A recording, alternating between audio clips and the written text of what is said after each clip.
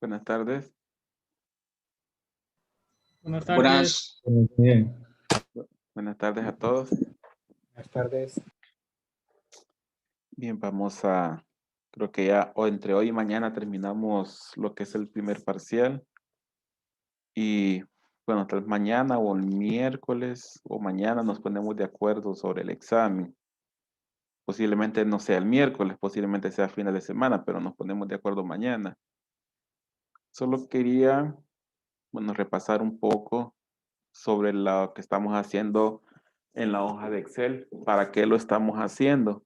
Si recordamos un poco en las presentaciones de anteriores, nosotros tenemos una definición de cabeza de bomba, o sea, toda esa energía que la bomba debe proporcionar para poder mover el fluido de un punto hasta un punto lejano. Necesitamos aplicar esta ecuación, que es la diferencia de presiones entre el punto final y el punto inicial, más la diferencia de alturas entre el punto final y el punto inicial, más todas las pérdidas que yo tengo en toda mi ruta, la ruta crítica, como hemos estado hablando.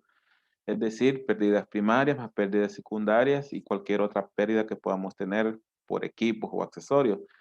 Entonces, la hoja de Excel, que también está basado en el plano de AutoCAD o Drawing que les he compartido, estamos calculando este HR, solamente este HR. Es decir, que el valor que tenemos allá solamente son pérdidas, no va a ser la cabeza de la bomba. Después de calcular esas pérdidas, tenemos que regresar a esta ecuación para volver a aplicar, bueno, para aplicarla y poner lo que es la cabeza de la bomba. También quería repasar lo que es la ecuación del NPCH. También ya lo vimos, pero hay dos formas de disposición para calcular NPCH. Hay dos ecuaciones que depende de si el depósito inferior está debajo de la bomba o si este depósito está arriba de la bomba. Si es arriba, este LS sale del paréntesis, sale a sumar. Si está abajo, pues queda la ecuación como la tenemos acá. También la hoja de Excel que estamos usando es para que me dé HR nada más, es decir, la pérdida hasta antes de la bomba. Luego los demás valores tenemos que regresar a la ecuación y regresar a las tablas. Entonces, por eso es que estamos usando la hoja de Excel. La hoja de Excel es porque tanto cálculo que hay que hacer que es mejor tenerlo ya en un resumen. Y si es bueno hacerlo a mano en un cuaderno, bueno, en el examen, así les va a tocar para cuestiones de examen. Pero para cuestiones de proyecto pueden hacerlo con la hoja de Excel o en un futuro, si se dedican a este rubro, pues también pueden utilizarlo. Aunque posiblemente ya en campo pues se encuentren con los software como los que vamos a aprender a usar al final de la clase. Entonces con ese repaso vamos a regresar a lo que hemos estado haciendo, vamos a regresar a layout, a la hoja de Excel. Yo pues ya llené la hoja de Excel con los datos que teníamos. Ya habíamos encontrado todos estos valores, los encontramos la semana pasada, que eran las pérdidas por fricción en todas las secciones de tubería. Ya hemos llegado a ese punto, hemos encontrado que era igual a 10.59. Luego yo calculé las pérdidas en aquellas líneas de tubería que no incluyen o no están incluidas en la pérdida total de la bomba. ¿Cuáles eran esas líneas? Eran estos ramales de 3 a 7, de 4 a 8, 8 a 9 y de 8 a 10. ¿Por qué hemos dicho que no lo incluíamos? Porque nosotros vamos a incluir siempre la ruta más crítica en cuanto a pérdidas y eso me la da la ruta más lejana.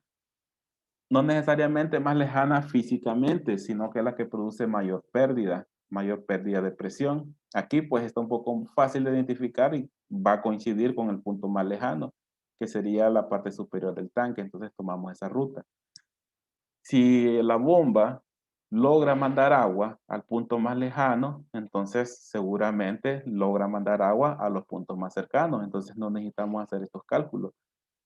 Cuando es difícil de identificar, yo había mencionado, creo, me parece que si esta ramal de las pilas tuviese una ruta mucho más lejana y no supiera a simple vista cuál es la más lejana, me hubiese tocado hacer el mismo procedimiento para las dos rutas, desde el tanque inferior al tanque elevado y otro cálculo desde el tanque inferior hasta el punto donde estuvieran estas pilas más largos.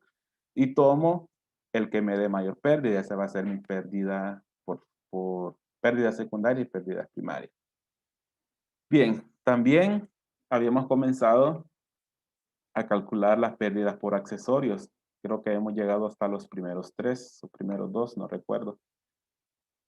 Bien, ¿qué es lo que hacemos con los accesorios? Pues ya vimos algunos ejemplos cuando calculamos pérdidas por accesorios de forma individual, que era pues identificar primero en cada sección, así como llamamos las secciones de tuberías, por ejemplo, teníamos 4 secciones. Lo que nos toca es identificar qué accesorios tengo de la sección 1 a 2, de 2 a 3, 3 a 4 y 4 a 6.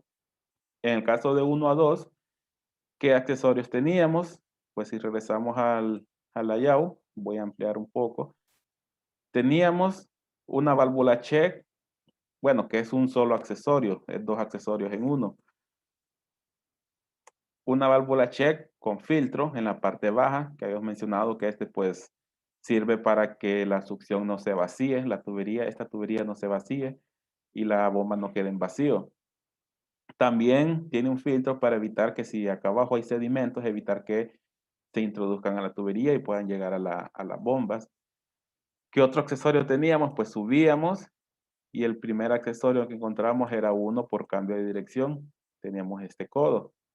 Luego continuamos y tenemos esta válvula con puerta, la tomamos como válvula con puerta.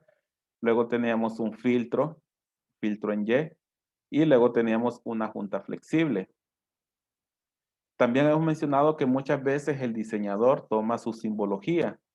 Digamos, yo sé que esta es una válvula con puerta porque yo creé ese símbolo. Yo dije, este va a ser mi símbolo para una válvula con puerta, este va a ser mi símbolo para un filtro.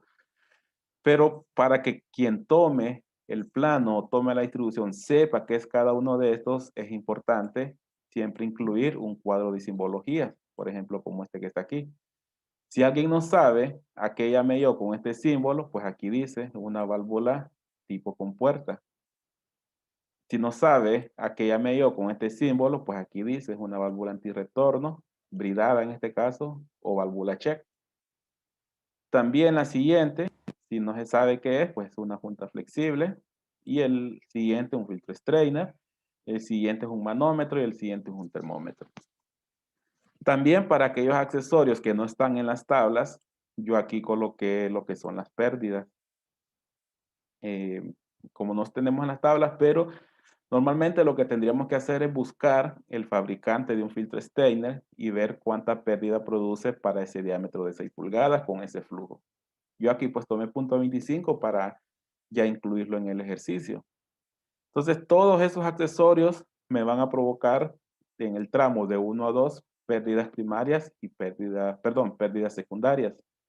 Y eso pues yo los tengo enumerados hasta donde llegan las tuberías del tramo 1 hasta el tramo 6. Le voy a cambiar aquí color para identificarlo.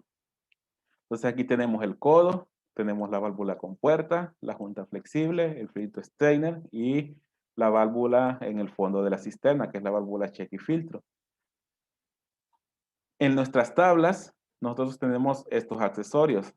¿De qué dependían esos accesorios? Como vimos en la última clase, teníamos que encontrar un factor K.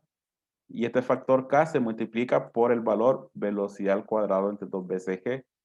Y este valor tiene que ser el valor correspondiente a la tubería en donde está instalado este accesorio. Digamos, este codo de 90 está instalado en la tubería de 6, entonces vamos a utilizar velocidad al cuadrado entre BCG para la tubería de 6 con los 500 galones de flujo. Y eso nos daba una pérdida secundaria de 0.13.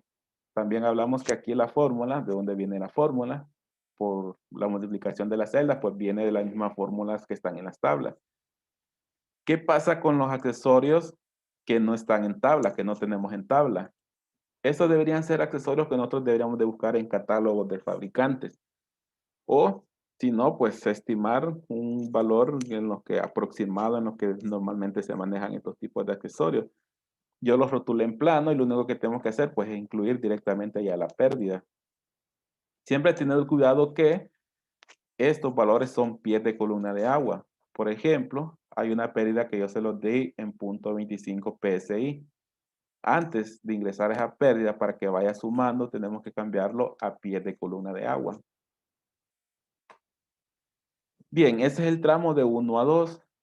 ¿Qué pasa con el siguiente tramo? Vamos a ver. El siguiente tramo es de 2 a 3. Yo lo dividí, pero realmente tiene el mismo diámetro y tiene el mismo flujo. Por lo tanto, va a tener la misma velocidad y va a tener el mismo velocidad al cuadrado entre 2 veces g. Pero ¿qué accesorios vamos a tener que me producen pérdidas secundarias? Vamos a salir de la bomba, vamos a pasar por una junta flexible, vamos a pasar por una válvula compuerta, y ya van 2 accesorios. Vamos a pasar por otra válvula check, ya van 3 accesorios. Vamos a llegar a un codo, 4 accesorios, y hasta aquí al final que vamos a tener una T. Entonces tenemos ahí todos esos accesorios. ¿Dónde los coloco? Pues los coloco después en el tramo de 2 a 3 en mi hoja de Excel. Voy a ponerle otro color para diferenciarlo. Vamos a tener 5 accesorios. El codo, ¿cómo lo vamos a calcular? Exactamente igual que como calculamos el codo en la tubería anterior. Calcular un valor K mediante la tabla. Velocidad al cuadrado es 2 veces G, correspondiente a la tubería de 2 a 3. Y nuevamente la fórmula, exactamente lo mismo. ¿Qué nos tocaría identificar? La siguiente tubería. Bueno, ya no tenemos más accesorios, tenemos 5 accesorios aquí. Siguiente tramo es el tramo de 3 a 4. Vamos a poner aquí otro color. Bueno, este ya lo usé. No sé. Solo tengo un accesorio. Y ese, voy a regresarme al plano, es el siguiente tramo de 3 a 4. Entonces también voy a tener este accesorio de derivación. ¿Cómo lo calculamos? Nuevamente, bueno, creo que de T no habíamos hecho ejemplos, que aquí sí quiero mencionar algo. Aquí está. Si nos vamos a las tablas, van a ver que hay una T. Creo que cuando hicimos el ejemplo de pérdidas, que lo hicimos individual, solo para aprender a usar las tablas, no hicimos un ejemplo con T. O si lo mencioné, no lo recuerdo. En la T, si fijamos, la T tiene 3 conexiones. Tiene 2 gráficos, pero es el mismo accesorio. ¿Cuál es la diferencia entre un gráfico y otro? Pues va a depender del sentido del flujo en el cual nosotros queremos calcular la pérdida. Por ejemplo, voy a regresar nuevamente al plano. Como yo estoy calculando la pérdida desde el depósito inferior hasta el tanque elevado y me voy a esta T en el punto 4, yo estoy calculando la ruta que va de esta tubería, cruza la T en forma lineal, o sea, no cambia dirección, solo en forma lineal, y continúa la siguiente tubería. Entonces, adentro de la T, mi flujo que yo estoy calculando la pérdida se mantiene horizontal, no cambia de dirección. En ese caso, yo utilizo el gráfico que dice line. ¿Por qué? Porque el flujo continúa de forma lineal. Pero si en caso mi ruta más crítica implica agarrar hacia abajo, entonces mi flujo vendría horizontal, cambiaría 90 grados y seguiría hacia abajo. Si ese fuese el caso, mi gráfico a usar sería el de abajo, el que dice branch. ¿Por qué? Porque el flujo viene horizontal y cambia dirección adentro de la T. Entonces yo utilizaría el que dice branch. Eso para calcular el valor K. A partir de ahí, el procedimiento es exactamente igual.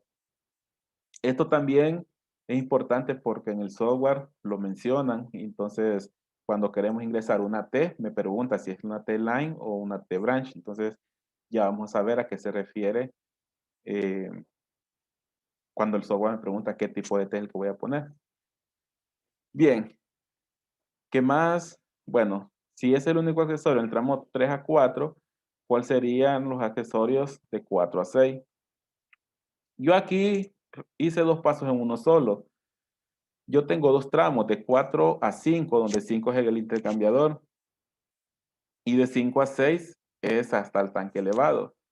Pero como yo tengo el mismo diámetro y el mismo flujo, voy a considerar como que si fuese un solo tramo, desde 4 hasta 6. Bueno, también que el material de la tubería es el mismo, entonces yo puedo unificar. Pude haber hecho lo mismo en el tramo anterior de 1 a 3. ¿Por qué? Porque son los mismos flujos y los mismos diámetros, pero aquí sí me interesa dividirlo y ya vamos a ver más adelante cuando veamos lo del NPCH. Aquí sí me interesa dividirlo. Pero ahorita vamos del tramo 4 a 6. Voy a acercar para ver qué accesorios vamos a tener. Vamos a tener primero 2 cambios de dirección, o sea, 2 codos. Vamos a llegar al intercambiador y vamos a tener una válvula con puerta, un filtro strainer, un filtro en Y, podemos llamarlo así también, y una junta flexible. Creo que en su momento ya hablamos para qué es el uso de cada uno de ellos. Luego a la salida tenemos otra junta flexible, tenemos otra válvula con puerta. Pero voy a considerar también el intercambiador como una pérdida. ¿Por qué? Porque internamente, ya sean placas o ya sean tubos y cambios de dirección, también se produce una pérdida. También tengo que tener en cuenta esa pérdida. Bueno, y aquí está escrita como una pérdida de 5 pies. Es la pérdida que el agua tiene cuando se mueve adentro del intercambiador, que también es un valor que normalmente lo dan los fabricantes de los equipos. Ellos pues ya hicieron sus pruebas en base a un flujo y una velocidad y en algún momento midieron antes y después con manómetros e identificaron que esta es la pérdida de ese intercambiador. Luego continuamos. ¿Qué más tenemos? Tenemos otro codo. Y por último tenemos el codo superior. Este codo. Y luego pues ya entra al tanque. Muchas veces aquí se incluye una válvula, pero por este caso pues yo dije para quién se va a subir a cerrar esa válvula ahí. Si quieren cortar el suministro, entonces cierran mejor las válvulas de abajo, ya sean estas. Sí, estas dos podrían ser. Entonces esos son accesorios y los tenemos en todas estas celdas que están acá. Y voy a dejarlo de este color. Tenemos los codos, que yo puse pues un cálculo por cada codo, pero podríamos haber puesto aquí a la hora de calcular, haber multiplicado por 4. Si los 4 codos son el mismo diámetro, son el mismo tipo de codo y tienen el mismo flujo. Nuevamente están instalados en la tubería de 4, por lo tanto, velocidad al cuadrado entre BCG tiene que ser la velocidad al cuadrado entre BCG de la tubería de 4 que calculamos la semana pasada, que es igual a 0.569. El valor K obtenido de las tablas también ya las sabemos usar. Y pues por fórmula encontramos cuál es la pérdida de cada uno de ellos. Lo mismo para válvulas con puertas. Diferencias que el strainer y junta flexible no tenemos en la tabla, pero sí es un dato que yo les entrego como dato. Es un dato que les entrego en el plano. Y lo incluimos directamente, siempre recordando de incluirlo en pies de columna de agua. Si se los doy en PSI o kilopascales, pues debemos pasarlos a pies. Después de sumar todas esas pérdidas, aquí obtenemos una pérdida total por accesorios de 4.05. Bien, eso es en cuanto a accesorios, pero también hay otros tipos de pérdidas secundarias, cuando son quizás aquellos elementos que no podemos clasificar como cambio de dirección o como eh, ramificaciones, o en este caso como lo es el equipo intercambiador de calor. eh, yo incluí esta otra tabla, o lo pudieran haber puesto aquí directamente. Yo lo incluí como otras pérdidas, y aquí pues incluí el intercambiador. Por ejemplo, ¿qué otro tipo de pérdidas podrían incluir ahí? Aparte del intercambiador, si de repente instalamos algún flujómetro para medir el flujo, ese flujómetro produce una pérdida, también lo podríamos poner ahí. Alguna reductora, algún otro elemento, otro intercambiador que podría haber por ahí también lo podemos incluir ahí. Algún separador de aire, produce una pérdida, también lo podemos incluir ahí. Y son equipos que el fabricante debería entregarme a mí qué pérdida se tiene de acuerdo a un diámetro y de acuerdo a un flujo que está circulando a través de ellos. Bien, entonces, ¿cuáles van a ser mis pérdidas totales? Va a ser la suma, voy a irme para arriba, de pérdidas por fricción, 10.59, más pérdidas secundarias, que nos dio 4.05, y cualquier otra pérdida que yo tenga, igual a 8 pies en el caso del intercambiador, y eso da un total de 22.64 pies de columna de agua de pérdidas por accesorios. Y eso es lo que me da la pérdida de accesorios, pérdidas de fricción. Bien, 22.64 pies. Voy a regresarme ahorita a la presentación y voy a ir a la parte de cálculo de cabeza. Bien, recordando un poco nuevamente la ecuación de cabeza de una bomba es diferencial de presiones, diferencial de altura, más pérdidas en la red de tuberías, pérdidas primarias más pérdidas secundarias, que ya lo encontramos como 22.64 pies. Bien, veamos los demás datos.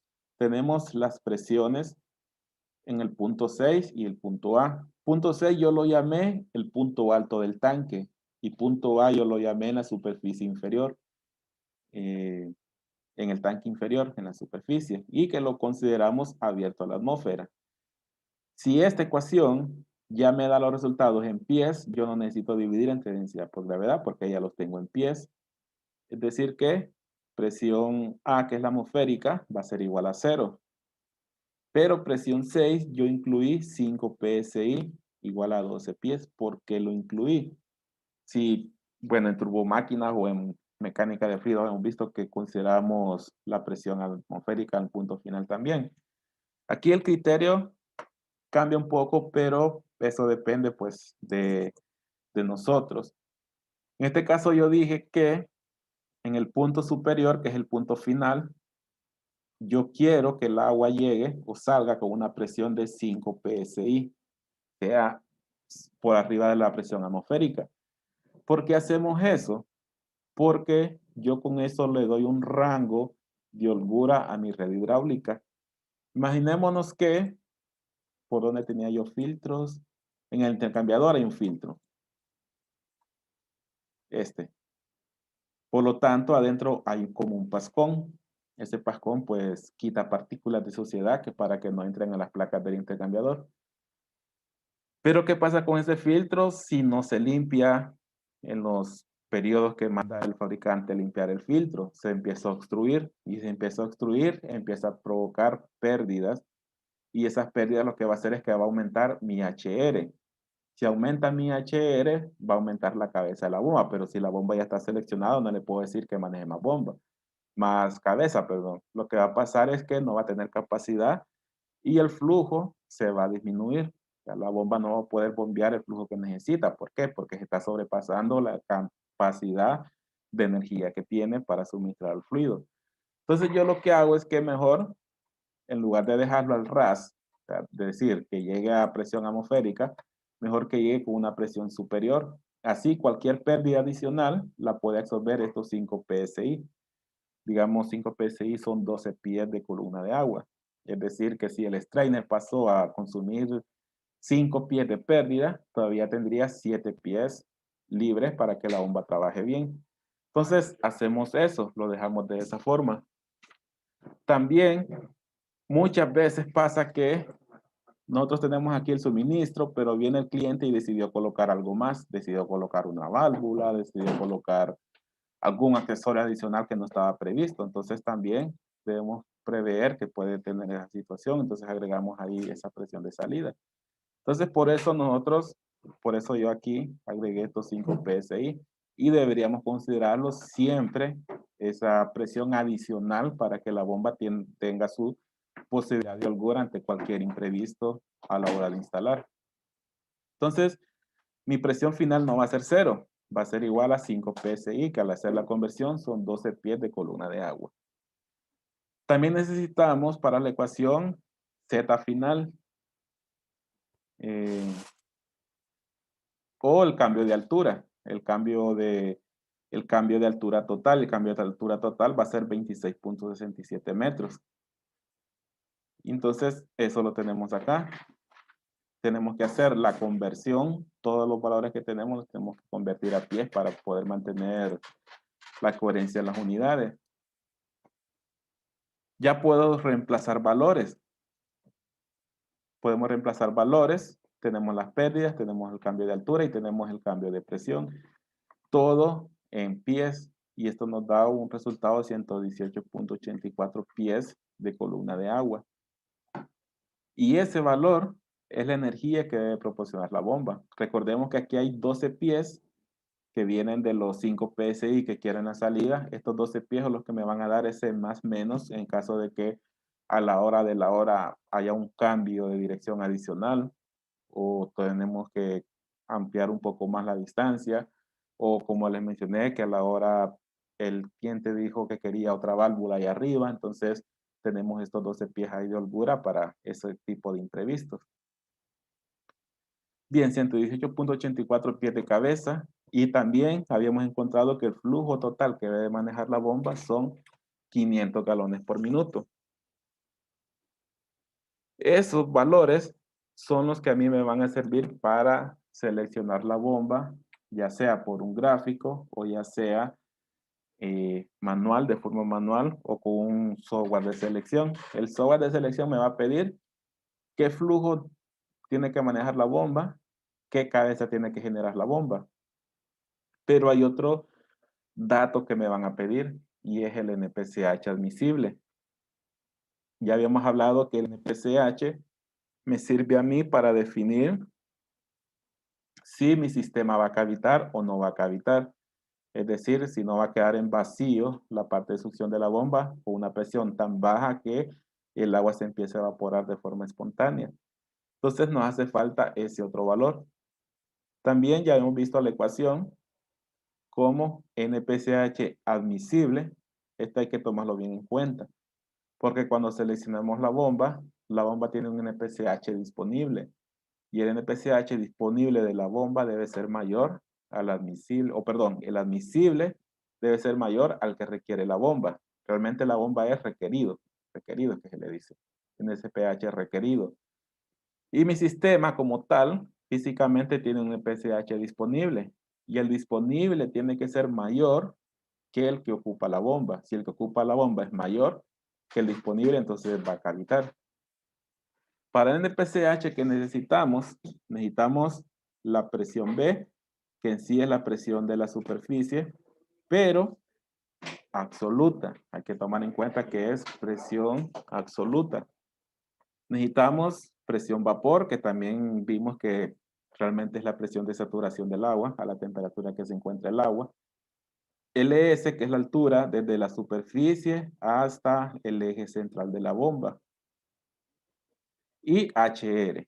Pero HR es el mismo concepto que utilizamos para cálculo de cabeza, pérdidas por fricción más pérdidas por accesorios. Pero va a ser solo las pérdidas desde el punto inicial hasta antes de la bomba, que en nuestro ejercicio es del tramo 1 al tramo 2. Por eso fue que yo siempre dividí este tramo en dos, aunque fuese el mismo diámetro y mismo flujo después de la bomba. Porque yo solo necesito las pérdidas que tienen que ver en este tramo. Entonces, ¿qué es lo que tengo que hacer? Pérdidas por fricción desde la parte inferior hasta la bomba, más pérdidas por accesorios que se encuentren desde la parte inferior hasta la bomba y cualquier otro elemento que pudiésemos tener ahí. Si regresamos al plano, nuevamente, vamos a ver que ese tramo es desde la parte inferior, bueno, realmente desde la superficie, pero donde se produce fricción y pérdidas por accesorio es desde el tramo 1 hasta el tramo 2. Y vamos a tener los mismos accesorios que ya calculamos, la válvula en el punto inferior, vamos a tener el codo, vamos a tener la válvula con puerta, el filtro en Y y vamos a tener la junta flexible. Y esos cálculos ya los hicimos, no necesitamos volverlos a hacer. Lo que tenemos que hacer es solamente identificarlos. Yo en la hoja de Excel, si lo ven, yo creé otra columna.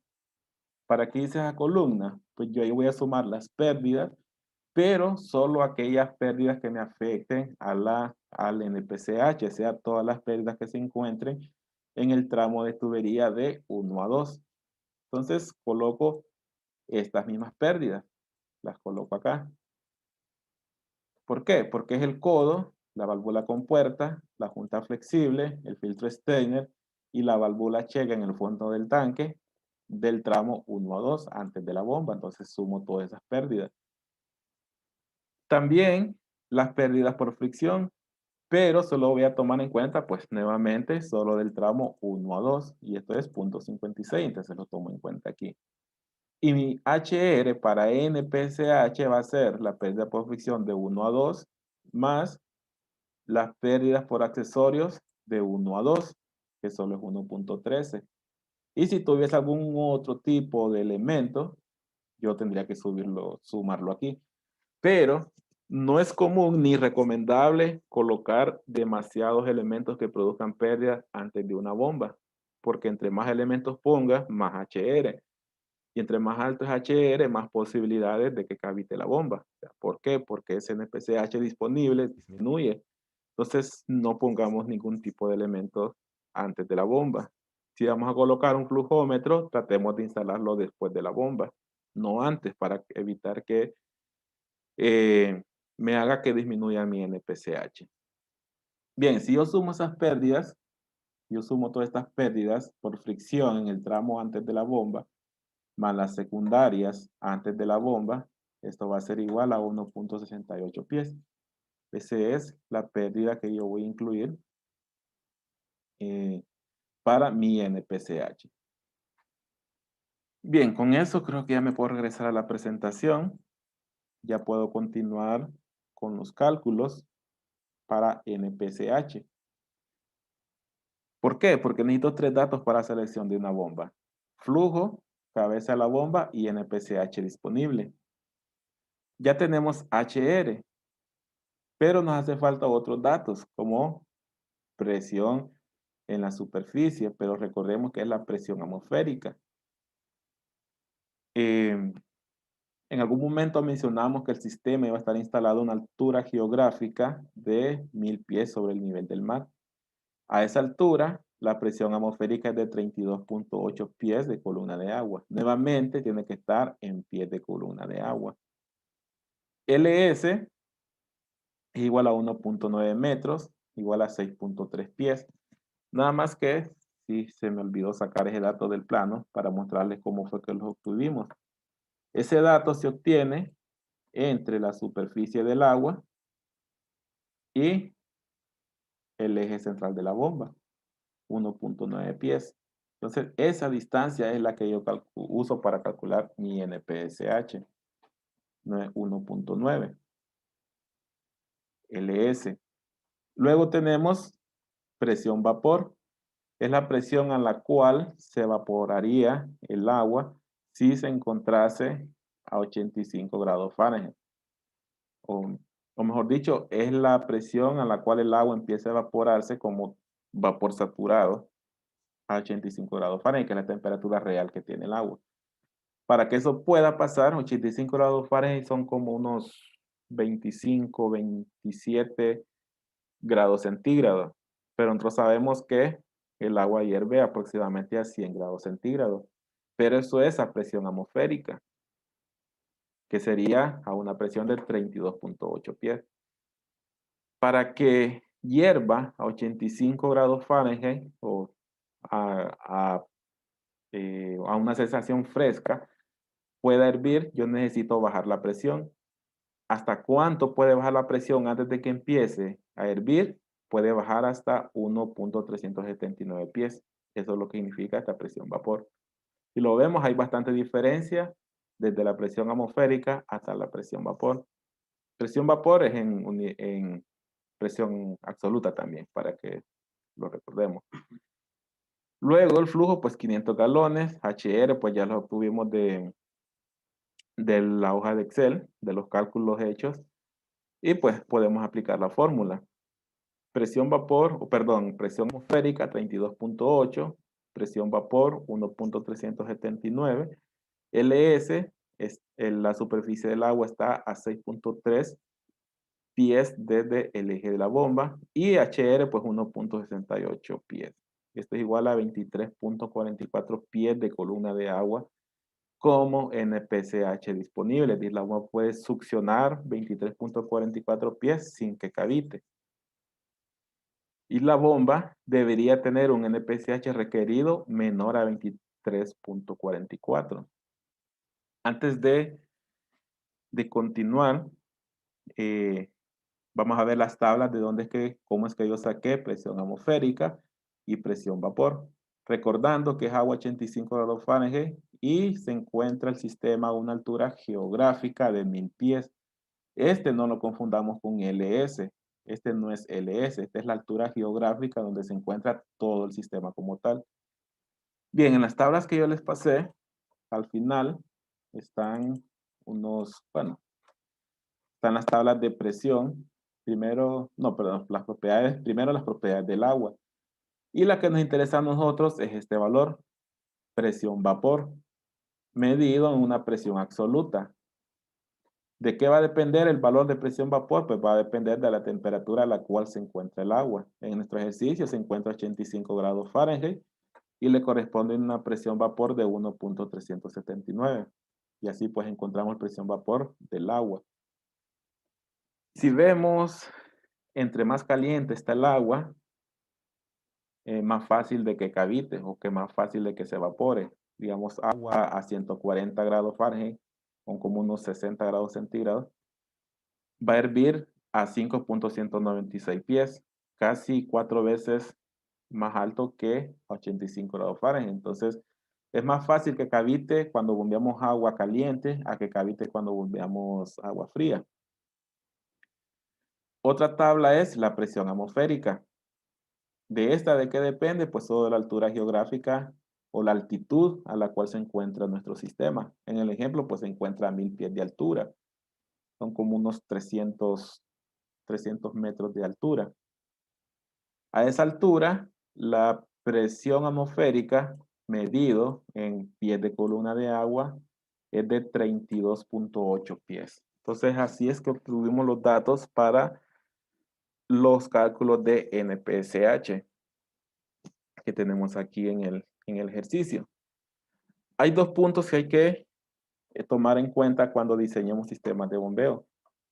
Ya mencioné que entre menos accesorios tengamos antes de la bomba, mucho mejor. ¿Por qué? Porque esos accesorios se representan en este HR. Si yo tengo muchos accesorios, este HR va a aumentar. Esta tubería debería ser lo más directa a la bomba posible, sin dar muchos cambios de dirección. Debería ser lo más directa posible a la bomba. También, normalmente para reducir HR, se acostumbra que este diámetro sea mayor que el diámetro de descarga. En caso de que esa pérdida fuese demasiado alta, entonces, si a nosotros nos hubiese dado un EPCH muy bajo, digamos de unos 5 pies o menos, hubiésemos recurrido a usar mejor, en vez de diámetro de 6, hubiéramos cambiado un diámetro de 8 y hacer los cálculos. También no colocar ningún tipo de elemento y muy importante, si yo tengo un filtro strainer, que si lo teníamos en el ejemplo es darle mantenimiento seguido, porque si empieza a ensuciarse y se empieza a obstruir el paso del fluido, este HR va a aumentar y puede llegar un momento que aumente tanto que este valor quede por debajo de lo que ocupa la bomba. Eso es muy importante. Otro valor tiene que ver con LS, es la distancia de la superficie hasta el eje de la bomba. Por ejemplo, si LS aumenta, va a aumentar esta resta y el valor de NPCH va a disminuir. Si este LS es muy alto, como pasa en los pozos de agua, puede pasar que este incluso me dé un valor negativo. ¿Qué quiere decir? Que ya en ese caso no me sirve una bomba con el eje en la parte superior. Digamos LS, un valor de un pozo de 10 metros de hondo, son 33 pies. Este valor sería 33 pies y eso le sumo 6.3, perdón, este 6.3 sería 33 pies y le sumo 1.68 y le sumo 1.379, va a quedar como en 35, 36 pies. Y si hago la resta, más bien me da un valor negativo. O sea, el sistema no me va a trabajar. ¿Qué es lo que tengo que hacer? Ver cómo hago que esta bomba, el eje, como LS de la superficie al eje, que este eje en lugar de estar acá arriba, mejor lo llevo a la parte inferior. ¿Cómo lo logro eso? Con bombas sumergibles o con bombas de múltiple escalonamiento, como las bombas tipo turbina. Pero cuando necesitamos bombear de pozos muy profundos, es mejor utilizar bombas turbinas. Una bomba centrífuga muy posiblemente nos va a cavitar. Entonces, esos son los dos valores importantes que hay que tener a la hora de seleccionar una bomba cuando vamos a bombear desde un pozo o de una cisterna subterránea. ¿A qué profundidad va a estar? Y disminuir todo lo que yo pueda mis valores de HR. Bien, con eso ya tendríamos los tres valores que necesitamos para seleccionar de una bomba. Tenemos flujo a manejar, tenemos cabeza de la bomba y tenemos NPCH disponible. Con eso ya podemos ir a los catálogos de las bombas, curvas características de bombas, que creo que yo les había mostrado estas. Podemos ir ya a este tipo de curvas y seleccionar la bomba. Con seleccionar me refiero a escoger un modelo, un tamaño de impeller, un tamaño de motor, revoluciones. ¿Qué más podríamos seleccionar? La eficiencia de la bomba para que trabaje con esas condiciones y eso lo vamos a ver mañana. Les voy a enseñar a seleccionar bombas mediante estas curvas que estamos viendo en la diapositiva. Seleccionar primero la curva y después dentro de la curva seleccionar todos esos datos que yo les acabo de mencionar. Tamaño de motor, NPCH de requerido, eficiencia, revoluciones, diámetro de impeller. Eso lo vamos a ver mañana. Entonces, por ahorita, si hay consultas, si no, pues continuamos mañana. Mañana nos ponemos de acuerdo con el examen también, qué día lo vamos a hacer. Bien. ¿Alguna consulta? Si no, pues nos vemos mañana. Miro una consulta. ¿Sí? El examen viene la diapositiva, sí, ¿verdad? De los temas que dio. Sí, de las diapositivas. De la parte teórica y práctico, pues lo que hemos estado viendo práctico. Gracias, ingeniero. Bueno. ¿Esas diapositivas se encuentran en literatura o usted las va a subir en la parte del primer parcial, ingeniero? Ya creo que la presentación sí la subimos. Creo que no se ha actualizado con los datos que calculamos aquí durante la clase para el ejercicio, pero sí la diapositiva se subió hay una carpeta también, no me acuerdo cómo la llamé, creo que literatura o documentos de información, algo así, lo clasifiqué por documentos de bombas y documentos de aire comprimido. Entonces en la carpeta de bombas hay bastante literatura. Pero para estudiar, para examen, es de la diapositiva. Porque en la literatura, pues podemos encontrar libros por varios lados y que son muy buenos, pero para cuestiones de examen, de la diapositiva.